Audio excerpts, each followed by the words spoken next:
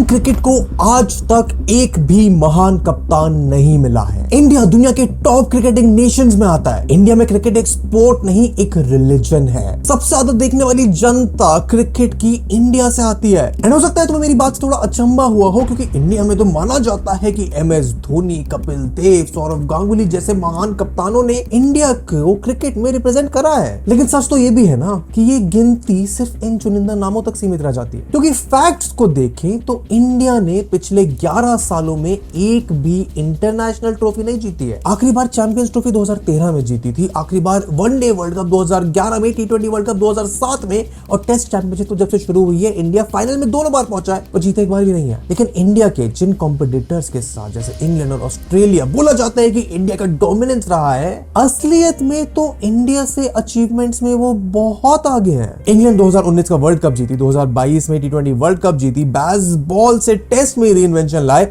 Australia 2015 और 2023 का one day world cup जीती, 2021 का T20 वर्ल्ड कप और 2 चैंपियंस ट्रॉफी जीत चुकी है। उन्होंने ही इंडिया को पिछले साल वर्ल्ड टेस्ट चैंपियनशिप और वनडे वर्ल्ड कप में भी हराया था। यहाँ तक पाकिस्तान भी 2017 में चैंपियंस ट्रॉफी और 2009 में T20 वर्ल्ड कप जीत चुका है। मैं जानता हूं जितने भी क्रिकेटिंग फैंस इस वीडियो को देख रहे हैं तुम्हें ये सारी इंफॉर्मेशन ऑलरेडी पता थी, लेकिन हम हर बार इस चीज को इग्नोर कर देते हैं, क्योंकि इतनी हाइप होने के बावजूद, इंडिया के इतने अच्छे परफॉर्मेंस के बावजूद, एक्चुअल फैक्ट तो यही है कि हम जीत नहीं पा रहे हैं। लेकिन जो असली प्रॉब्लम्स हैं वो और डीप तक जाती हैं। जैसे 2011 के वर्ल्ड कप विन के बाद मौका जैसे एड्स में इंडिया के फैंस दूसरी कंट्रीज को नीचा दिखाने लगे, लेकिन रियलिटी में तो हम ही हार रहे थे। सिर्फ ऑन फील्ड ही नहीं, ऑफ फील्ड भी हालत बहुत खराब थी। जहां MS धोनी ने अपनी कैप्टनशिप के बाद विराट कोहली के साथ जो ट्रांजिशन किया वो बहुत स्मूथ था, लेकिन 4 साल बाद ईगो, क्रिकेट पॉलिटिक्स के चलते विराट कोहली को भी अपनी कैप्टनसी छोड़नी पड़ी। सिर्फ 2022 में इंडिया के अलग अलग फॉर्मेट्स में 8 कैप्टन्स थे। लेकिन ये सिर्फ अभी की बात नहीं है, ये हमेशा से चलता आता है। जैसे 1980 से 92 के बीच में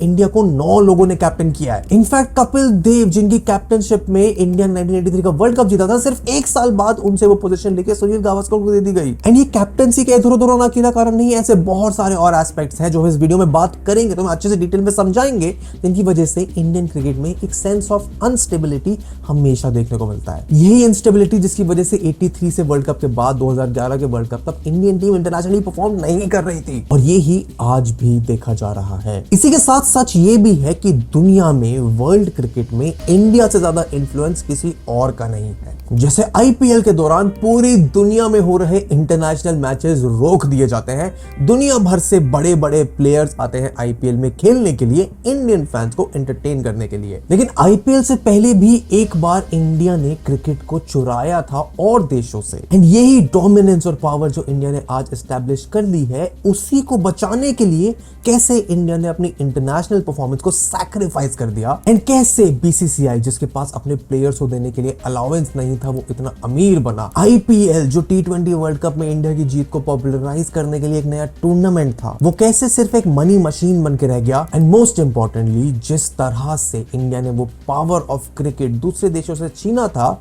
कैसे वो इंडिया से भी छीना जा सकता है अगर हमने अपने क्रिकेट की प्रॉब्लम्स को सॉल्व नहीं किया। इस सब के बारे में इस बहुत ही डिटेल्ड एनालिसिस वीडियो में बात करेंगे। इंडियन क्रिकेट के बारे में, इंडिया की परफॉर्मेंस के बारे में, इंडिया के फ्यूचर के बारे में, कैसे इंडिया ने क्रिकेट को चुराया, उस सब के बारे में। अगर तुम्हें स्टॉक मार्केट में इंटरेस्टेड तो वीडियो को लाइक करो, चैनल को सब्सक्राइब करो, कैसी वीडियो हम लेके आते रहते हैं। एंड आओ तुम्हें बताते हैं how India stole cricket from England. दुनिया में क्रिकेट की शुरुआत इंग्लैंड ने करी थी। दुनिया भर के ऐसे देश जिस पे ब्रिटिशर्स राज करा करते थे, वहां पे अपने स्पोर्ट को, अपनी डोमिनेंस को एस्टैब्लिश करने के लिए इंग्लिशमैन क्रिकेट खेला करते थे। शुरुआती दौर में तो क्रिकेट को दूसरे देशों में सिर्फ खेला ही ब्रिटिशर्स करते थे। उस समय क्रिकेट को एक जेंटलमैन्स गेम माना जाता था, जो बनाया गया था इंग्लिश कल्चर की सुपीरियरिटी को दिखाने के लिए उन लोगों के ऊपर जिनको उन्होंने कॉलोनाइज करा था। लेकिन ये गेम जिससे ब्रिटिशर्स अपनी पावर और इन्फ्लुएंस दिखाते थे, कैसे वही पावर को वही गेम उनसे छीन कर ले जाएगा, इसका उन्हें अंदाजा भी नहीं था। धीरे धीरे Australia, West Indies, south Africa जैसी ब्रिटिश कॉलोनीज क्रिकेट खेलने लगी, और जिस तरह ब्रिटिशर्स क्रिकेट को अपनी डोमिनेंस दिखाने के लिए यूज करते थे, उन कॉलोनीज के लिए ब्रिटिशर्स को क्रिकेट में हराना एक जरिया बन गया अपने कॉलोनाइजर्स को नीचा दिखाने का। अगर तुमने लगान देखी है तो ये सेंटिमेंट तुम्हें बखूबी समझ आएगा। एंड यही सेंटिमेंट दुनिया की हर उस कॉलोनी में था जहां पे ब्रिटिशर्स क्रिकेट को फैला रहे थे। एंड इन्हीं सब देशों में से एक था इंडिया। अब कई लोगों के लिए इंडियन क्रिकेट की कहानी 1983 वर्ल्ड कप कप की उस आइकॉनिक जीत से शुरू होती है। लेकिन काफी लोगों को नहीं पता है कि उससे पहले भी इंडियन क्रिकेट की बहुत रिच हिस्ट्री रह चुकी है। जैसे 1792 में इंडिया का पहला क्रिकेट क्लब एस्टैब्लिश हुआ था, the Calcutta cricket club. And पूरे 1800s में इंडिया कॉलोनियल रूल में ही क्रिकेट खेला करता था। इंडिया के सबसे पहले क्रिकेट प्लेयर महाराजा रणजीत सिंह जी को माना जाता है, जो इंग्लैंड की टीम से खेला करते थे। एंड आज भी उनके नाम पर इंडिया में रणजी ट्रॉफी खेला जाता है। इनके ही नेफ्यू दुलीप सिंह जी, जिनके नाम आज दुलीप ट्रॉफी खेली जाती है, वो भी उन क्रिकेट प्लेयर्स में थे जिन्होंने अपने अंकल रंजीत सिंह जी की डोमिनेंस को, फाउंडेशन को आगे बढ़ाने का काम किया। जैसे इंडिया क्रिकेट में एक और बहुत इंपॉर्टेंट नाम जाना जाता है महाराजा ऑफ पटियाला सर भूपेंद्र सिंह का, जिनकी टीम पटियाला 11 इंडिया से आने वाली बेस्ट टीम से मानी जाती है। भूपेंद्र सिंह इंडिया के इंटरनेशनल टूर्स खुद अपने पैसे से ऑर्गेनाइज करा करते थे। एंड 1926 तक आते आते board of control for cricket in India, the BCCI बन चुका था। और 1932 में पहली बार इंडिया में इंटरनेशनल टेस्ट क्रिकेट खेला गया था। एंड भले ही इंडिया को उस मैच में हार मिली, लेकिन धीरे धीरे इंडिया की परफॉर्मेंस बेहतर होने लगी। इंडिया इंटरनेशनल क्रिकेट पे अपना मार्क छोड़ने लगा। 1950 वो समय था जब इंडिया का क्रिकेट का गोल्डन पीरियड शुरू होने लगा था। 1952 में इंडिया को अपनी पहली टेस्ट विक्ट्री मिली इंग्लैंड के खिलाफ। वहीं फिर 1952 और 53 के बीच में इंडिया ने पाकिस्तान के खिलाफ अपनी पहली टेस्ट सीरीज भी जीती। एंड मैचेस जीतने के साथ साथ इंडिया से इंटरनेशनल लेवल पर अच्छे क्रिकेट प्लेयर्स आने लगे, जिसमें से एक थे मंसूर अली खां पटौदी, जिसको आप टाइगर पटौदी के नाम से जानते हो। एंड टाइगर पटौदी इंडिया के क्रिकेट में यंगेस्ट कैप्टन थे, सिर्फ 21 साल की उम्र में। 1961 से लेकर 1975 तक टाइगर पटौदी ने इंडिया को 46 मैचेस में रिप्रेजेंट करा। उनका रिकॉर्ड उस टाइम के हिसाब से बहुत फिनोमिनल था। अच्छे फील्डर माने जाते थे, और वो तब जब उनको एक आंख से दिखाई नहीं देता था। एंड उनका नाम इसलिए भी इंपॉर्टेंट है क्योंकि टाइगर पहले से कप्तान थे जिन्होंने इंडिया को बहुत लंबे टाइम तक रिप्रेजेंट करा। एंड टाइगर पटौदी के बाद इंडिया की कप्तानी संभालने में एक अहम भूमिका निभाई सुनील गावस्कर ने। 1970 में उन्होंने अपना डेब्यू करा। एंड पहली ही सीरीज में 774 रन बनाए, इंडिया को वो सीरीज जिताई भी। एंड वो कोई ऐसी वैसी सीरीज नहीं थी, वो वेस्ट इंडीज के खिलाफ एक सीरीज थी। वो वेस्ट इंडीज के खिलाफ इंडिया की पहली विन थी। एंड सुनील गावस्कर के साथ बिशन सिंह बेदी, श्रीनिवास, एरपली, प्रसन्ना, भगवंत चंद्रशेखर जैसे प्लेयर्स ने आर्ग्यूबली इंडिया की बेस्ट टेस्ट टीम बना दी थी। अब इंटरनेशनल लेवल पे इंडिया इक्के दुक्के मैच जीत लेता था, लेकिन वर्ल्ड कप में 1975 में जब पहली बार ऑर्गेनाइज हुआ तो इंडिया को सबने एज एन एवे टीम डिस्कार्ड कर दिया। एंड कुछ गलत भी नहीं था, क्योंकि उस समय वेस्ट इंडीज जो सबसे डोमिनेंट टीम थी दुनिया की, जिन्होंने 1975 और 79 के वर्ल्ड कप में एक भी मैच नहीं हारा, दोनों बार चैंपियंस बने, लेकिन 1983 के वर्ल्ड कप आते आते इंडिया के ऑड्स और खराब हो गए थे। उनको 1 in 66 के चांसेस मिले। सबने बोला कि वेस्ट इंडीज ये वर्ल्ड कप फिर से आराम से जीत जाएगा, लेकिन हुआ कुछ उसका बिल्कुल उल्टा।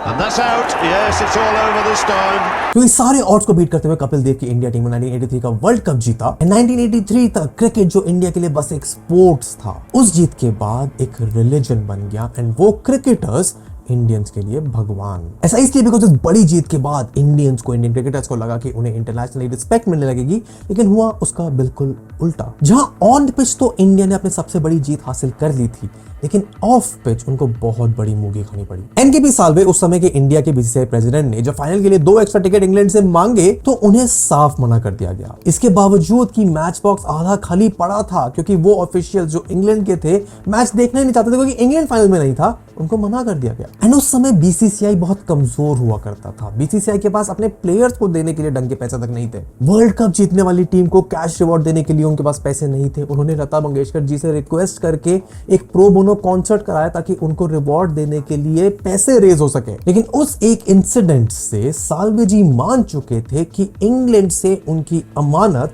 जो कि क्रिकेट है, इंटरनेशनल लेवल पर छीन के रहेंगे। साल्वे चाहते थे कि वर्ल्ड कप का ऑर्गेनाइजेशन इंग्लैंड से हट के किसी और कंट्री पर जाए, ताकि इंग्लैंड की डोमिनेंस उस गेम पर कम हो। उस समय इंडिया, पाकिस्तान, श्रीलंका जैसे एशियन कंट्रीज में क्रिकेट की पॉपुलैरिटी बढ़ रही थी, और 1987 का वर्ल्ड कप इंडिया में करवाने की प्लानिंग स्टार्ट हो चुकी थी। लेकिन समस्या ये थी कि वर्ल्ड कप को होस्ट करने के लिए 30 करोड़ का खर्चा लगना था, एंड बीसीसीआई के पास उस समय वो पैसे नहीं थे। यहां तक कि बीसीसीआई के पास ब्रॉडकास्टिंग राइट भी नहीं था वर्ल्ड कप दिखाने के लिए, और दूरदर्शन को पैसे देने पड़े थे टेलीकास्ट करने के लिए। इन सब चैलेंजेस के बावजूद इंडिया ने जुगाड़ लगाया। सबसे पहले तो पाकिस्तान और श्रीलंका के साथ मिलकर एशियन क्रिकेट काउंसिल को एस्टैब्लिश किया, जिसके दम पर आईसीसी को प्रपोज किया कि इंडिया वर्ल्ड कप ऑर्गेनाइज कराना चाहता है, जैसे ऑब्वियसली आईसीसी नाखुश था और इनकार कर दिया। लेकिन आईसीसी के कोर मेंबर ऑस्ट्रेलिया को बीसीसीआई ने एक रोटेशनल पॉलिसी प्रपोज करी, ये कहकर कि अगर ऑस्ट्रेलिया का सपोर्ट इंडिया को मिलेगा वर्ल्ड कप होस्ट करने के लिए, तो इसी सेम पॉलिसी के चक्कर में ऑस्ट्रेलिया भी कभी वर्ल्ड कप होस्ट कर पाएगा, जो कि एक बड़ी अपॉर्चुनिटी थी एंड ऑस्ट्रेलिया मान गया। वहीं आईसीसी के 21 एसोसिएट नेशंस जिन पे आईसीसी बिल्कुल ध्यान नहीं देता था, इंडिया ने प्रॉमिस किया कि वो उनको आईसीसी से 4 गुना फंड्स प्रोवाइड करेंगे और इसी कारण उनके वोट्स भी इंडिया को मिल गए। लेकिन चीजें ऑफिशियल हो उससे पहले 8 महीने तक भी इंग्लैंड हमेशा इंडिया के वर्ल्ड कप होस्ट करने के राइट को अपोज करने लगा था। अब मजे की बात यह है कि इंग्लैंड से यह बात छुपाई गई कि इंडिया के पास वर्ल्ड कप होस्ट करने के पैसे नहीं थे एंड बीसीसीआई ने वर्ल्ड कप की फंडिंग के लिए धीरूभाई अंबानी से मदद ली, इस शर्त पर कि वो वर्ल्ड कप नहीं रिलायंस कप कहलाएगा। एंड रिलायंस को उस समय वर्ल्ड कप से एक ब्रांड रिकॉग्निशन चाहिए था, जो उनको मिल गया। एंड अंबानी से मॉनेटरी सपोर्ट के बाद बीसीसीआई सिर्फ जुगाड़ से ही वर्ल्ड कप होस्ट करा ले जाती है और उस वर्ल्ड कप के बाद से ही उस समय तक जो वर्ल्ड कप सिर्फ इंग्लैंड होस्ट करता था, बाकी देशों में होस्ट करने की प्रथा शुरू हुई। अभी तो ये कहानी बहुत संक्षेप में समझाई है, बहुत इंटरेस्टिंग इन डेप्थ कहानी है इसकी, जिसको अगर तुम चाहते हो वीडियो बनाए तो नीचे कमेंट कर देना। पर ये इंपॉर्टेंट इसलिए है क्योंकि ये पहली बार था जब इंग्लैंड से क्रिकेट छीना गया। अब 90s आते आते इंडियन क्रिकेट में और अलग कठिनाइयां चल रही थी जिनकी हम बात करेंगे, लेकिन क्रिकेट की पॉपुलैरिटी एशियन कंट्रीज में बढ़ रही थी। बीसीसीआई के पास ब्रॉडकास्टिंग राइट्स के भी पैसे आने लगते हैं, बीसीसीआई अपनी पावर क्रिकेट की पॉपुलैरिटी एंजॉय करने लग गई थी। लेकिन इंग्लैंड में उस समय टेस्ट और वनडे मैचेस की पॉपुलैरिटी घटने लगी थी, जिसको बचाने के लिए ईसीबी ने एक रिसर्चर्स की टीम बनाई कि क्रिकेट में ऐसे क्या रेनोवेशन लाए जा सकते हैं, रेवोल्यूशन लाए जा सकते हैं, ताकि और जनता क्रिकेट देखने के लिए एक्साइटेड हो। एंड बहुत रिसर्च सर्वेस के बाद जन्म हुआ टी20 क्रिकेट का। पिछले 10 सालों में इंग्लैंड क्रिकेट के फेलियर की वजह से जो पॉपुलैरिटी उन्होंने खोई थी, 2003 में पहली बार टी20 मैचेस को ऑर्गेनाइज कराया गया। इसकी पॉपुलैरिटी सडनली इतनी बढ़ गई क्योंकि एक shorter, fast pace, more entertaining version था क्रिकेट का, कि आईसीसी ने भी इसको जल्दी अपना लिया और 2007 में ऑर्गेनाइज करा दुनिया का पहला टी20 क्रिकेट वर्ल्ड कप। अब ये होना तो था, लेकिन इंडिया को टी20 फॉर्मेट में बिल्कुल दिलचस्पी नहीं थी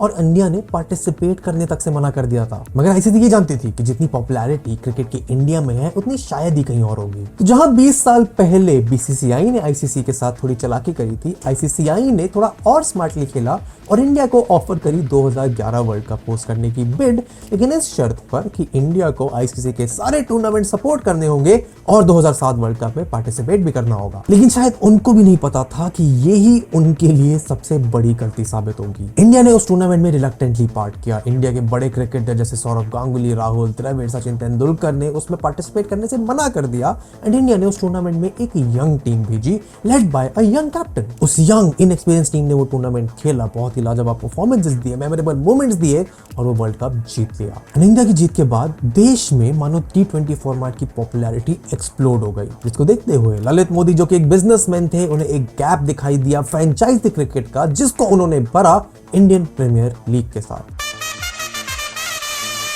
In India, there are only two things that I watch. One is Bollywood, and the other is cricket. उनको पता था कि जितना drama, glamour, star culture India को पसंद है, उतना मुश्किल ही किसी देश को पसंद होगा। और इंडिया में इसके 2 बहुत बड़े सोर्सेज हैं, क्रिकेट और बॉलीवुड। एंड इन दोनों को मिलाते हुए 2008 में शुरुआत हुई बीसीसीआई की इंडियन प्रीमियर लीग की। जोर शोर से आईपीएल को जनता के बीच में लाया गया, बड़े बड़े सेलिब्रिटीज और बिजनेसमैन को जोड़ा गया और क्रिकेट के एक नए फॉर्मेट की शुरुआत हो गई। I now declare open the DLF Indian Premier League. India में क्रिकेट की पॉपुलैरिटी को चलते बीसीसीआई को पहले ही सीजन से स्पेक्टेटर्स और स्पॉन्सर्स सब मिल गए। इतना कि बीसीसीआई जब आईपीएल ऑर्गेनाइज करता है तो दुनिया के सारे इंटरनेशनल मैचेस बंद हो जाते हैं। बाहर के इंटरनेशनल प्लेयर्स अपनी कंट्री के लिए क्रिकेट खेलने से ज्यादा आईपीएल में खेलना पसंद करते हैं। पर इस सक्सेस के चलते ये बोला जाने लगा कि बीसीसीआई क्रिकेट की स्पिरिट को मारकर सिर्फ पैसे कमाना चाहता है। I'm worried about the IPL. In fact, I fear it shouldn't be there at all, as it is changing the priorities of world cricket. ये बोला जाने लगा कि इतने कंट्रोल और पैसे के चक्कर में बीसीसीआई ने अपनी इंटरनेशनल परफॉर्मेंस को तबाह कर दिया है।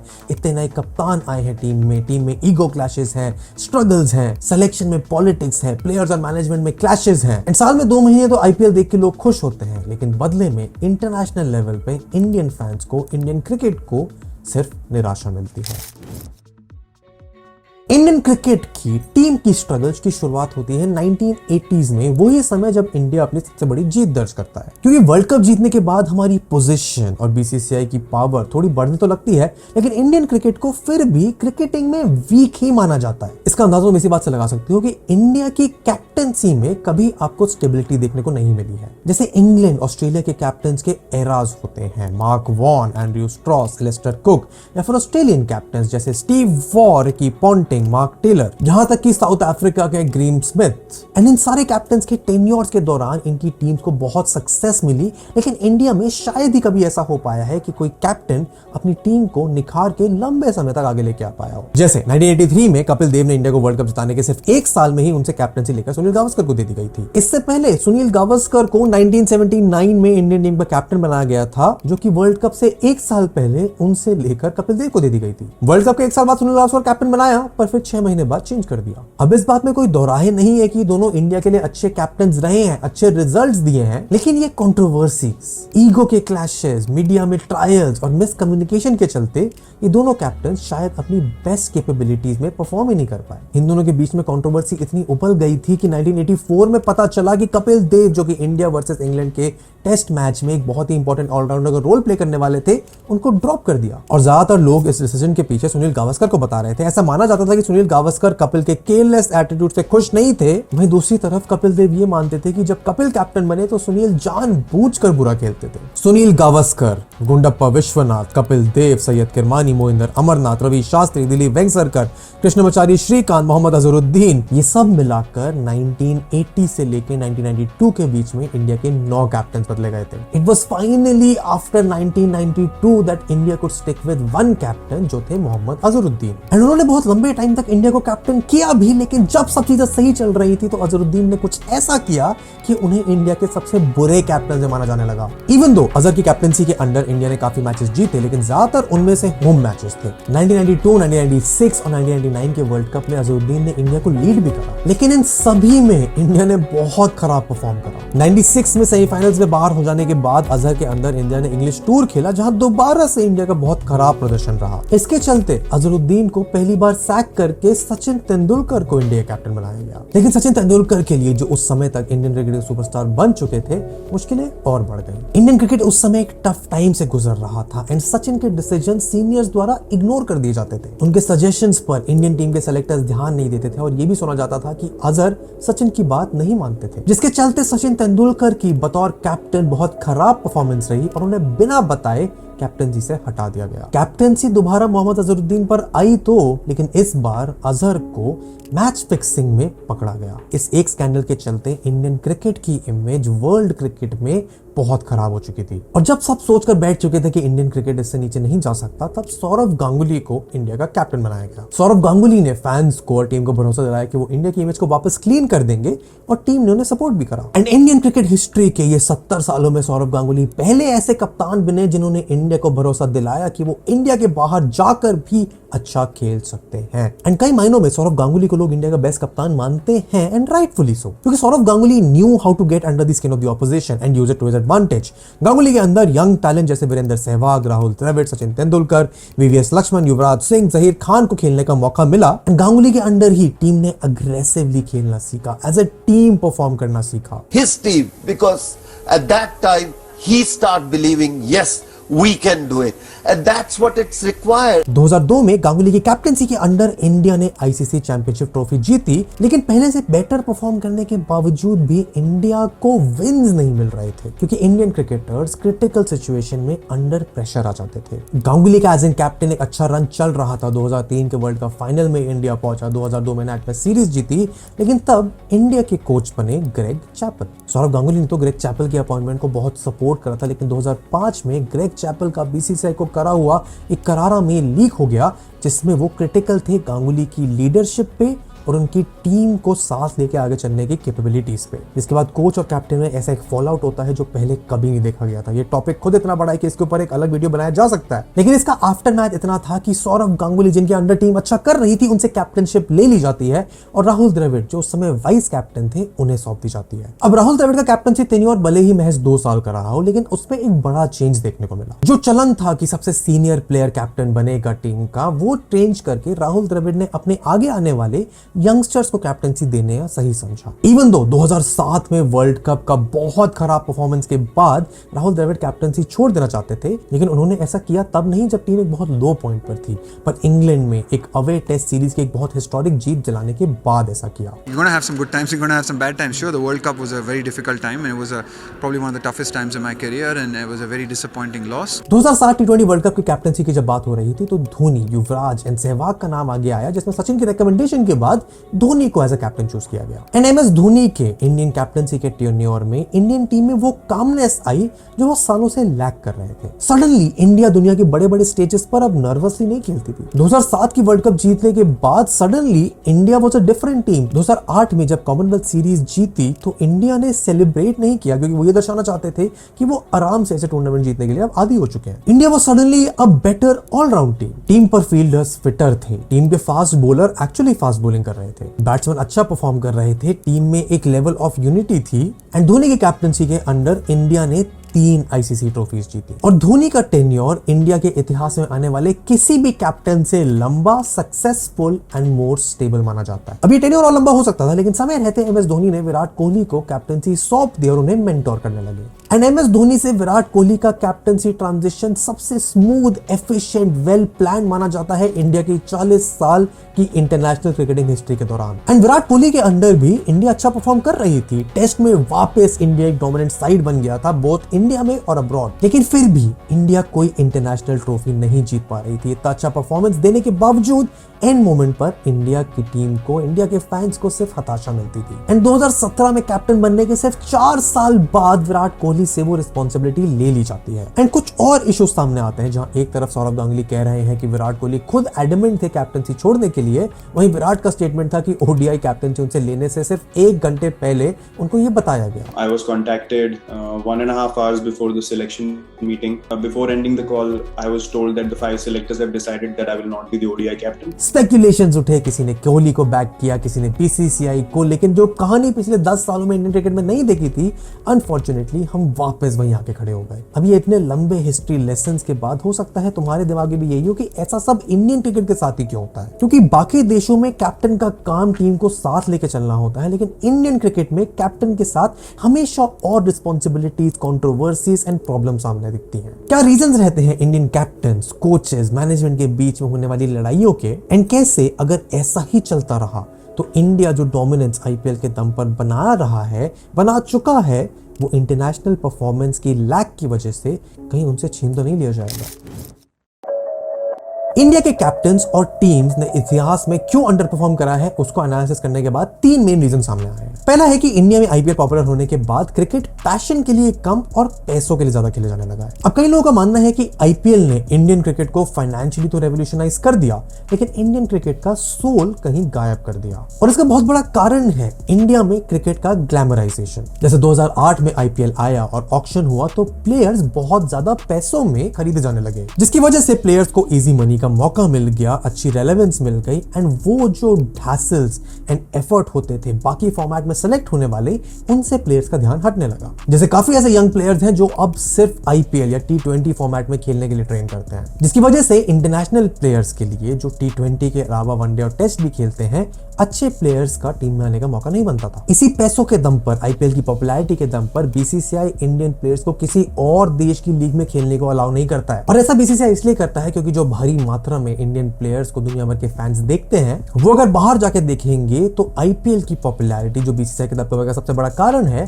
थोड़ी बढ़ जाएगी। लेकिन इससे होता यह है कि बाहर के प्लेयर जो इंडिया में आकर अच्छा एक्सपोजर, अच्छा एक्सपीरियंस लेके जाते हैं, इंडियन प्लेयर्स को वो दूसरी कंट्रीज में जाकर एक्सपीरियंस करने का मौका नहीं मिलता है। इसका अच्छा एग्जांपल है इंग्लैंड के एलेक्स हेल्स, जो पहले ज्यादा अच्छा परफॉर्म नहीं करते थे लेकिन 3 साल फ्रेंचाइज क्रिकेट जैसे बीबीएल खेलकर अच्छा एक्सपोजर लिया और वापस से वर्ल्ड स्टेज पर खुद को एस्टैब्लिश करा। जहां बाहर के टॉप प्लेयर्स आईपीएल और बाकी फ्रेंचाइज क्रिकेट को स्किप कर जाते हैं, इंडिया के टॉप प्लेयर्स के साथ ऐसा सुनने को कम मिलता है। इनफैक्ट इंडिया के टॉप क्रिकेटर्स पर तो ये एलिगेशंस भी लगाए जाते हैं कि वो आईपीएल खेलने के लिए इंटरनेशनल क्रिकेट को सैक्रिफाइस कर देते हैं। अब ये कितना सच है और नहीं वो तो क्रिकेटर्स ही जानेंगे, लेकिन दूसरा कारण जो इंडिया की परफॉर्मेंस के लिए इंटरनेशनल लेवल पर बहुत बुरा है वो है क्रिकेटर्स का स्टार कल्चर जो इंडिया में फॉलो करा जाता है। आईपीएल से पहले तक ये स्टार कल्चर सिर्फ बॉलीवुड तक देखा जाता था और शायद इंडिया के सबसे बड़े क्रिकेटर सचिन तेंदुलकर के लिए। लेकिन जब से आईपीएल आया है लोग क्रिकेटर्स को स्टार्स की तरह ट्रीट करने लग गए हैं। इसकी वजह से आज हालत ऐसी है कि क्रिकेटर्स के कुछ फैन बेसेस बन गए हैं जो कई मामलों में इतने टॉक्सिक हैं कि इंटरनेट पर या फिर रियल लाइफ में आपस में लड़ने को तैयार हो जाते हैं।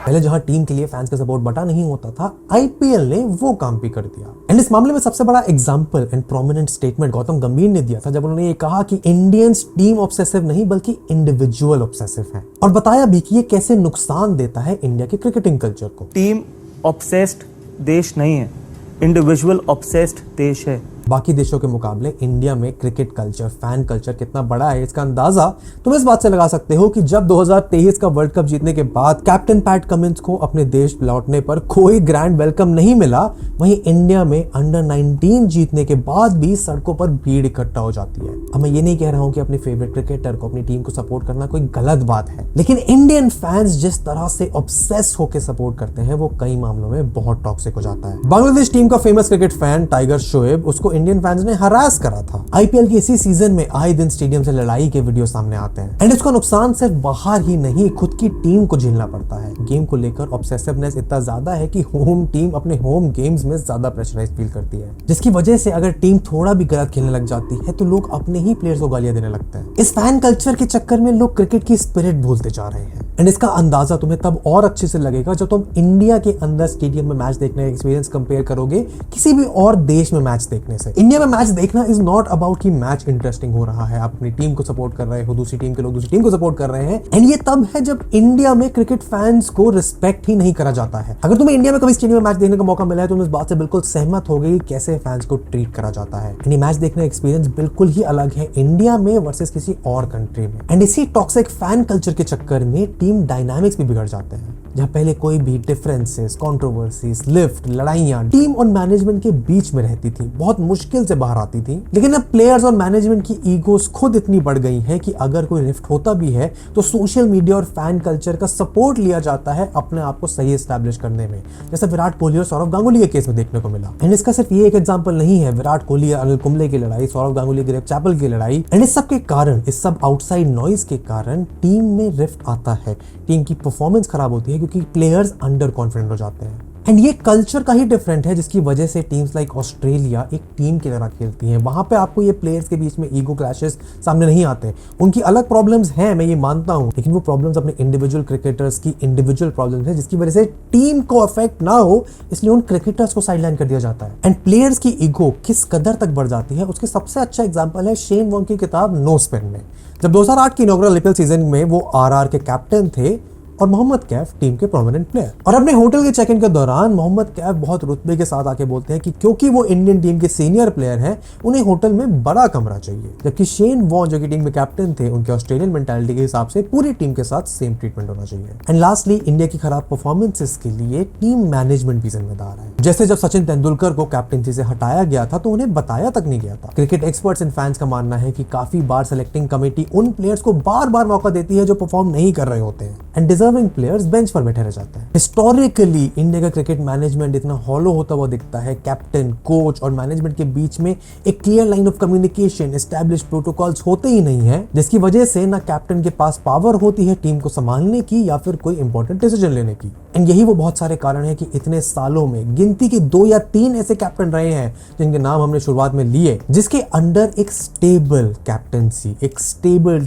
टीम, एक स्टेबल टेन्योर, एक सक्सेसफुल टेन्योर देखने को मिला। अदरवाइज या तो प्लेयर की उम्र इतनी हो जाती थी कि उन्हें कैप्टन नहीं बनाया जाता था, या कोई अच्छा कैप्टन परफॉर्म कर रहा है तो कंट्रोवर्सीज के चक्कर में उन्हें हटा दिया जाता था। लेकिन इंडिया की ये struggle with captaincy, lack of performances चलती रहेंगी, खत्म होंगी, या फिर इंडिया से क्रिकेट का डोमिनेंस ले लिया जाएगा? वेस्ट इंडीज के एक farmer cricketer sir Andy Roberts ने बोला था that arrogance has crept into Indian cricket, और इंडियन क्रिकेट बाकी दुनिया को अंडर एस्टिमेट करता है। एंड अगर हम हिस्ट्री से कुछ सीखे हैं तो हमें यह समझना बहुत जरूरी है कि ऐसा ही सेम केस एक समय पर वेस्ट इंडीज के साथ भी था, जब 1960s और 70s में उनका गोल्डन पीरियड चल रहा था। वेस्ट इंडियन टीम उस टाइम अनटचेबल थी, बट उनको भी ज्यादा समय लगा नहीं अपनी पावर खोने में। टीम के अंदर चल रहे इंटरनल इश्यूज, लीडरशिप की incapability, controversies, rifts, captaincy change होने के चक्कर में वेस्ट इंडियन क्रिकेट अपने प्राइम से आज बहुत पीछे आ गया है। हाँ, उन्होंने भी उसके बाद अच्छी परफॉर्मेंसेस दी हैं, 2 T20 वर्ल्ड कप जीते हैं। एंड अगर इंडियन टीम्स ने अपनी प्रॉब्लम सॉल्व करने की शुरुआत नहीं करी तो ऐसा ही इंडिया के साथ भी हो सकता है। कई मामलों में इंडियन क्रिकेट की डोमिनेंस आईपीएल के बल पर है, जो चलता क्रिकेटिंग ड्रामा और एंटरटेनमेंट पर है। एंड इंडियन आईपीएल टीम्स ने अपनी डोमिनेंस और क्रिकेटिंग लीग में एस्टैब्लिश करना शुरू कर दिया है, लेकिन इंटरनेशनली इंडिया की cricket team same level, same calibre की टीम्स को टॉप लेवल पर टक्कर नहीं दे पा रही है। एंड मोर इंपॉर्टेंटली, जब दूसरी टीमों के साथ ये बुरी सिचुएशन आती है तो उन्होंने तुरंत कदम लिए हैं। जैसे 2015 में इंग्लैंड को जब बांग्लादेश ने नॉकआउट कर दिया था तो इंग्लैंड क्रिकेट टीम ने अपना पूरा सिस्टम चेंज कर दिया, पूरा structure, approach towards team building, performance change कर दिया, जिसका डायरेक्ट रिजल्ट आया जब 2019 में उन्होंने वर्ल्ड कप जीता, 2022 में T20 वर्ल्ड कप जीता। एंड कई लोगों का मानना है कि सिमिलरली इंडिया भी अपनी पावर को एंजॉय करते हुए कंप्लेसेंट हो गया है। एंड एक बहुत अर्जेंट नीड है इंडियन क्रिकेट को अपना कल्चर चेंज करने की, जो तभी होगा जब क्रिकेटर्स पे इन्वेस्ट करा जाएगा, not just in terms of money, लेकिन उन्हें किस फॉर्मेट में खिलाया जा रहा है, उनकी मेंटालिटी कैसे शेप करी जा रही है, टीम का कैप्टन और टीम के प्लेयर्स के बीच में क्या केडेंस है, क्या कैलिबर है, क्या कोच का रिश्ता है, क्या मैनेजमेंट का रोल है। बट अनफॉर्चुनेटली सिग्निफिकेंट चेंजेस तभी देखने को मिलेंगे जब आईपीएल इंडिया की टॉप प्रायोरिटी नहीं होगा, इंटरनेशनल क्रिकेट होगा। एंड ये क्रिकेटर्स का star culture, money, power, BCCI को इंडिया को क्रिकेट में डोमिनेंस तो दे रहे हैं, लेकिन इंडियन क्रिकेट टीम को गेम में नहीं। तुम क्या सोचते हो सबके बारे में? मुझे नीचे कमेंट्स में बताओ। तुम्हारा इंडिया का फेवरेट क्रिकेटिंग मेमोरी क्या है, उसके बारे में बात करेंगे। अगर तुम वीडियो देखने के पहले 3 घंटे में कमेंट कर रहे हो तो तुम्हें कमेंट का रिप्लाई जरूर मिलेगा। और अगर तुम यहाँ तक आ गए हो तो यूट्यूब एल्गोरिथम कहता है तुम्हें ये वीडियो बहुत पसंद आएगी। इनफैक्ट यहाँ पर एक पूरी प्लेलिस्ट है ऐसी और वीडियोस की जो हर हफ्ते लाते हैं। तो वीडियो को लाइक करो, चैनल को सब्सक्राइब करो, and I will see you in the next one. Good bye.